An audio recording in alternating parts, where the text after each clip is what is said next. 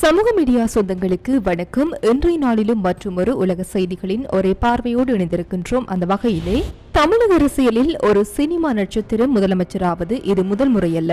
ஆனால் முதலமைச்சர் C Joseph Vijay அவர்களின் வருகை அரை நூற்றாண்டு கால திராவிட அரசியலின் மரபுகளை உடைத்து ஒரு நவீன கார்ப்பரேட் ஸ்டைல் நிர்வாகத்தை நோக்கி நகர்வதை காட்டுகிறது. அவர் அணியும் கருப்பு கோட் சூட் முதல் போயஸ் கார்டன் நோக்கி இடமாற்றம் வரை அனைத்தும் ஒரு திட்டமிட்டு அரசியல் குறியீடுகளாகவே பார்க்கப்படுகின்றன. ஒன்று, கருப்பு கோட் சூட் உடை மாற்றமா உள்ளடக்க மாற்றமா? 2, அரகஜா திலகம் ஆன்மீகமா அறிவியலா? ஏன் இந்த மாற்றம்? இதனை விரிவாக பார்ப்போம். Fourth Monkey Connect. தமிழக அரசியலில் வெள்ளை வேட்டி வெள்ளை சட்டை என்பது ஒரு எழுதப்படாத விதியாகவே இருந்து வந்தது.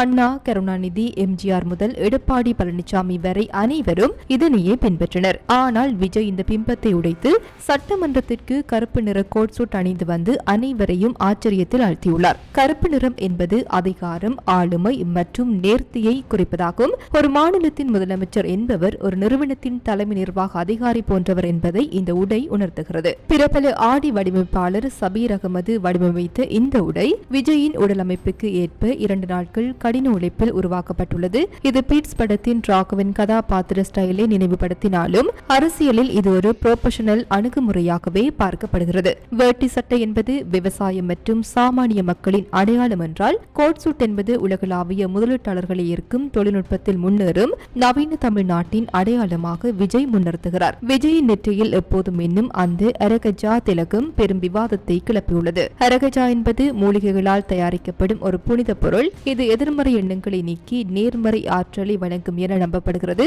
பொது வாழ்வில் இருப்பவர்களுக்கு ஏற்படும் கண் திருஷ்டியை போக்க இது உதவும் என்று சொல்லப்படுகிறது. திராவிட கட்சிகள் இறைமறிப்பு கொள்கையை பேசினாலும் விஜய் தனது ஆன்மீக நம்பிக்கையை மறைமுகமாக வெளிப்படுத்துவது ஒரு புதிய மதசார்பற்ற ஆன்மீக அரசியலை அவர் கையில் எடுத்துள்ளாரா என்ற கேள்வியை எழுப்புகிறது.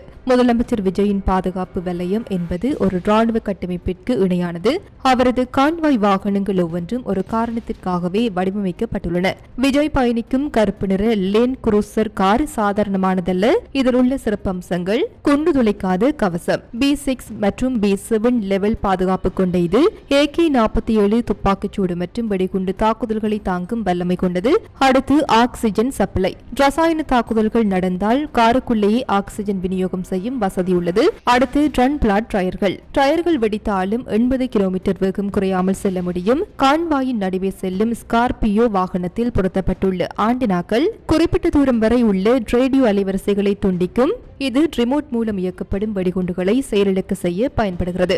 நீண்ட காலமாக நீலாங்கரையில் வசித்து வந்த விஜய் தற்போது போயஸ் கார்டனுக்கு குடிபெயர திட்டமிட்டுள்ளார். இது வெறும் வீட்டு மாற்றம் மட்டுமல்ல, ஒரு ராஜதந்திர நகர்வு. நீலாங்கரையிலிருந்து கோட்டைக்கு வர 35 கிலோமீட்டர் கடக்க வேண்டும். இதனால் ECR சாலையில் கடும் போக்குவரத்து நெரிசல் ஏற்பட்டு மக்கள் பாதிக்கப்படுகின்றனர். இதனை தவிர்க்கவே இந்த முடிவு. போயஸ் கார்டன் என்பது ஏற்கனவே உயர் பாதுகாப்பு வலயத்தில் உள்ள பகுதி. அங்கே அமைச்சர்கள் மற்றும் அதிகாரிகளின் வாகனங்களை நிறுத்த அதிக வசதிகள் உள்ளன.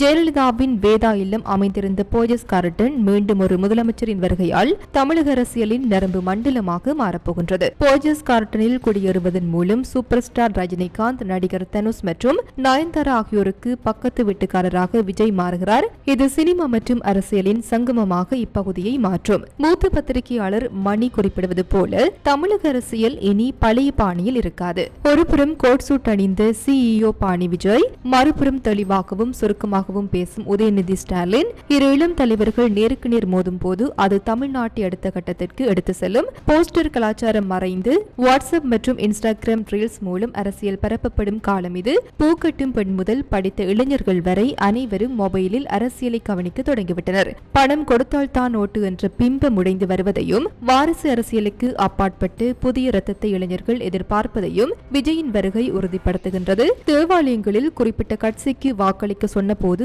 மக்களை எதிர்த்தது ஒரு ஆரோக்கியமான ஜனநாயக மாற்றத்தின் தொடக்கம்.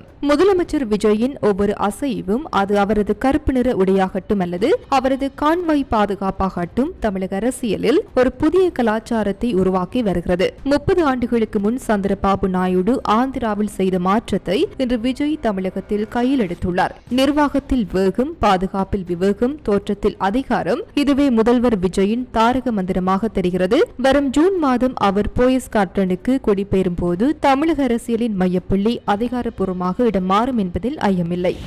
இத்துடன் குறித்த காணொளி நிறைவு பெறுகின்றது. இது தொடர்பிலான உங்களுடைய கருத்துக்களை கமெண்ட் வாயிலாக தெரிவிக்கலாம். இது போன்ற பல செய்திகளை தெரிந்து கொள்ள நம்முடைய சமூக மீடியா யூடியூப் சேனலை சப்ஸ்கிரைப் செய்து அருகில் உள்ள பெல் பட்டனை கிளிக் செய்யுங்கள். மேலும் செய்திகளை உடனுக்குடன் தெரிந்து கொள்ள சமூகமீடியா.com என்ற இணையதளத்தின் வாயிலாக எங்களுடன் இணைந்திருங்கள்.